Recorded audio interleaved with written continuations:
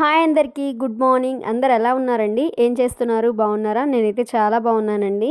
అలాగే మీరు కూడా బాగుండాలని దేవుని మనస్ఫూర్తిగా కోరుకుంటున్నాను. ఇవాళ మీకోసం మరొక లాగ్నైతే షేర్ చేయబోతున్నానండి. మన వీడియో కానీ నచ్చినట్లయితే ప్లీజ్ లైక్ చేయండి. అలాగే మన ఛానల్ని ఎవరైనా కానీ ఫస్ట్ టైం కానీ చూస్తున్నట్లయితే ప్లీజ్ సబ్స్క్రైబ్ చేసుకోండి. ఇవాళైతే మార్నింగే వంట అయితే చేసానండి. వంట చేసి నెల్లూరులో కొంచెం పని ఉంది. ఆ పని మీద అయితే వెళ్ళాలి. నేను మా అమ్మ ఇంకా మా ఆయన కలిసి అయితే పని మీద అయితే వెళ్ళాలి. ఇంకా సో అందుకోసమే మార్నింగే పప్పు చేశాను. ఇంకా ఇది బీన్స్ ఉంటుంది కదండి, బీన్స్ ఫ్రై చేశాను. ఫ్రై చేసి ఇంకా నెల్లూరుకి అయితే వెళ్ళేసాము. వెళ్ళేసి వచ్చేసరికి టైం అయితే 2:30 అలా అయింది. 10కి అలా వెళ్ళామండి. వచ్చేసరికి 2:30 అలా అయింది. ఇంకా ఇంటికి వచ్చి చూసేసరికి తాలింపు అయితే కొంచెమే ఉంది. ఇంకా అన్నము పప్పు అయితే ఉంది. ఇంకా మా ఆయన అయితే దాంట్లోకి ఏదో ఒక పప్పు నచ్చలేదు, ఏదో ఒక కర్రీ చెయ్యి అని అన్నారు. ఇంకా నేనైతే చాలా అలసిపోయానండి. నెల్లూరు నుంచి వచ్చేసి ఇంకా 1 అవర్ అయితే పడుకున్నాను. పడుకొని లేచాను. లేచిన తర్వాత ఇంకా నేను వంట అయితే చేయలేను, ఏదో ఒకటి నువ్వే చెయ్యి అని చెప్పాను. అప్పుడప్పుడైతే నాకైతే మా ఆయన అయితే ఇంట్లో హెల్ప్ చేస్తాడండి. ఇంకా అంటే వెజిటేబుల్స్ ఏమన్నా ఉన్నా కట్ చేసిస్తారు. అంటే నీట్గా బాగా కట్ చేసిస్తారండి. మనం అంటే రోజు ఇంట్లో పనులు చేసి చేసి విసిగిపోతాం కాబట్టి మనకు కట్ చేయాలన్నా కొంచెం విసుగు అనిపిస్తుంది. కాకపోతే మగవాళ్ళు ఎప్పుడు చేయరు కదా, సో వాళ్ళకి ఏ చేసినా కూడా అంటే ఏమైనా కట్ చేయమని ఏమైనా చేసినా కూడా ఆ పని నీట్గా చేస్తారు. ఎందుకంటే ఒక పనే కదా, సో నిదానంగా చేస్తారనమాట. ఇక్కడైతే మా ఆయన అయితే నీకు ఎగ్ ఆమ్లెట్ వేసిస్తాను అని చెప్పేసి, పొరుట్లాగా చేస్తాను అని చెప్పి చెప్పారు. ఓకే, నువ్వు వెళ్ళి ఎగ్స్ తీసుకురా, నేను అంత లోపల ఇవన్నీ కట్ చేస్తాను అని చెప్పారు. సరే అని చెప్పేసి నేనైతే అంగడికి వెళ్ళానండి. వెళ్ళేసి ఎగ్స్ అయితే తేడానికి వెళ్ళాను. ఇక్కడైతే చూడండి మా ఆయన ఎంత బాగా నీట్గా కట్ చేస్తున్నారు. చాలామంది ఆల్మోస్ట్ మగవాళ్ళు వంట ఎప్పుడు చేయరండి, కానీ వంట చేస్తే మాత్రం సూపర్గా ఉంటుంది.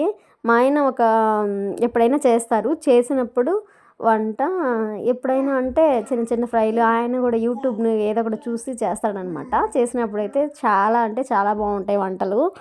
ఇంకా ఈరోజైతే ఇది నేను కట్ చేసి ఇస్తాను, నువ్వు చెయ్యి అని చెప్పారు. సరే నువ్వు కట్ చెయ్యి అని చెప్పాను. నువ్వు కట్ చేసి ఇస్తే ఫాస్ట్గా అయిపోతుంది అని చెప్పాను. సరే అని చెప్పేసి ఇక్కడైతే కట్ చేస్తూ ఉన్నారండి. మా ఆయన ఇప్పటి నుంచే కాదు, ఫస్ట్ నుంచి కూడా వంట విషయంలో కానీ ఏదైనా కానీ నేను పని ఎక్కువ ఉన్నప్పుడు చెప్పాను అనుకోండి, అదైతే నాకు ఏమన్నా హెల్ప్ అడిగితే ఖచ్చితంగా చేస్తారండి. కొందరు మగవాళ్ళు ఉంటారు కదా, మేమేంది చేసేది అని చెప్పేసి అంటారు. అందులోనూ ఇంట్లో కూడా అంటే మన హస్బెండ్ వాళ్ళ అమ్మ వాళ్ళు, ఐ మీన్ అత్తమ్మ వాళ్ళు ఉంటారు కదా, ఏందిరా చేసేది అలాగని అంటూ ఉంటారు. కానీ మా ఆయన అయితే అలాంటివి ఏం పట్టించుకోరండి పాపం.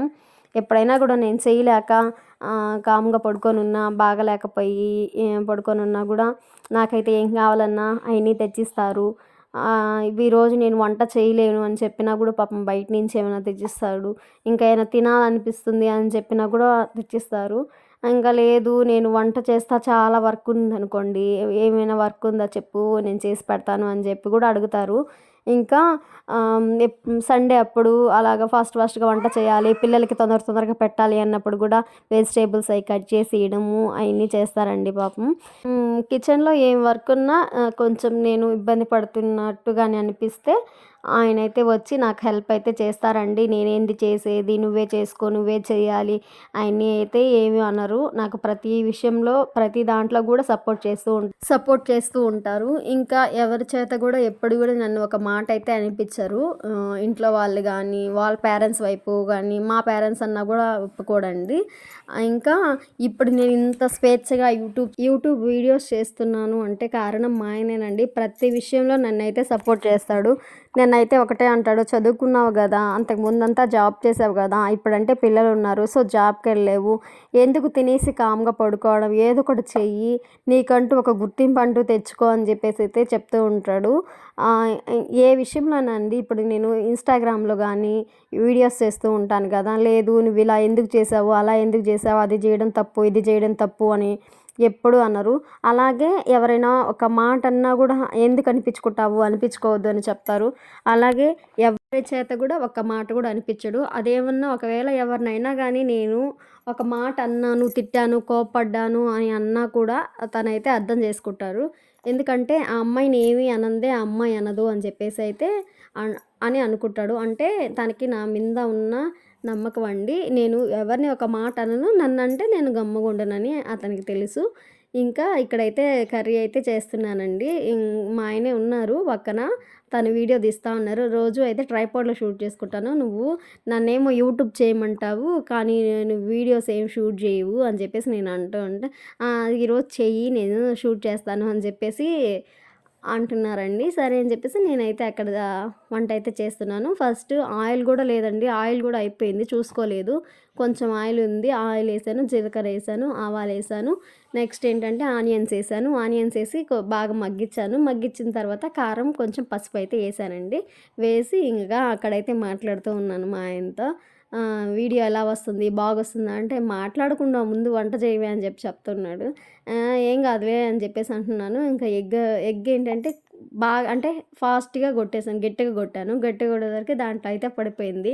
ఇంకా పక్కన అంటూ ఉన్నాడు, నిదానం, నిదానం అని చెప్తూ ఉన్నాడు. ఇంకా అలా అయితే మాట్లాడుకుంటూ వంట అయితే చేస్తున్నానండి.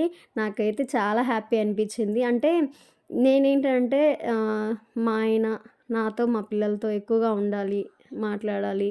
మా బాధల్ని అలాగా షేర్ చేసుకోవాలి అని చెప్పేసి నేను అనుకుంటూ ఉంటాను. కానీ మా ఆయనైతే మాట్లాడడం చాలా తక్కువ. అలాగే ఎవరి ఏ విషయాలు గూడా సీరియస్‌గా తీసుకోడండి. ఏం చెప్పినా గూడా కామెడీ లాగే ఉంటుంది.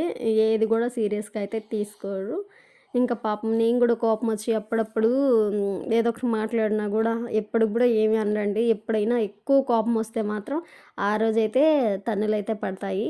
పడినప్పుడేంటంటే మళ్ళీ ఏం చేసినా, ఏం తిట్టినా, కొట్టినా అయితే మళ్ళీ అయితే బాగా అయితే దగ్గరికి తీసుకుంటారండి. నేను ఫస్ట్‌లో అయితే 4 ఇయర్స్ మేము చాలా ఇబ్బంది పడ్డామండి. చాలా ఫేస్ చేసాము ఇలాంటి ప్రాబ్లమ్స్ అన్నీ. చాలా అంటే చాలా. నేను గూడా ఫస్ట్ అర్థం చేసుకోక చాలా అంటే ఇబ్బంది పడ్డాము. కానీ ప్రెజెంట్ అయితే ఉన్న దాంట్లో హ్యాపీగానే ఉంటున్నాము. దేవుడినైతే నేను అంటే ఇప్పుడున్న రోజుల్లో ప్రతి దానికి రెస్ట్రిక్షన్స్ పెడుతూ ఉంటారు. కానీ నాకైతే ఎటువంటి రెస్ట్రిక్షన్స్ లేవండి.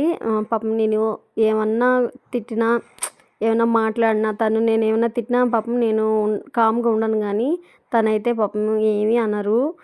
ఇప్పుడున్న రోజుల్లో ప్రతి ఒక్కటి అడగాలి, చెయ్యాలి, ఏంది ప్రతి ఒక్కరు ఏదో ఒకటి మాట్లాడుతూ ఉంటారు గదండీ! నాకైతే అలాంటి సమస్యలేమీ లేవు.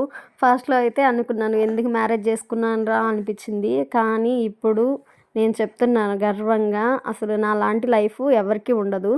ఇప్పుడు ఇంట్లో వాళ్ళు ఎంత బాగున్నా హస్బెండ్ బాలేకపోతే చాలా ఇబ్బందులు పడాల్సొస్తుందండి. అదే ఇంట్లో వాళ్ళు ఎవరు బాగాలేకపోయినా మన భర్త మనతో ఉంటే మనకు చాలా హ్యాపీ అనిపిస్తుంది. నేను ఆ విషయంలో అయితే చాలా లక్కీ అండి.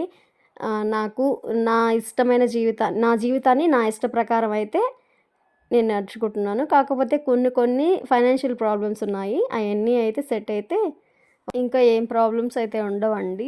దానికోసం నేను గూడా ఏదో ఒక హెల్ప్ చేయాలనే యూట్యూబ్ స్టార్ట్ చేశాను. వీడియో గాని నచ్చినట్లయితే లైక్ చేయండి, షేర్ చేయండి, ఇంకా సబ్స్క్రైబ్ చేసుకోండి.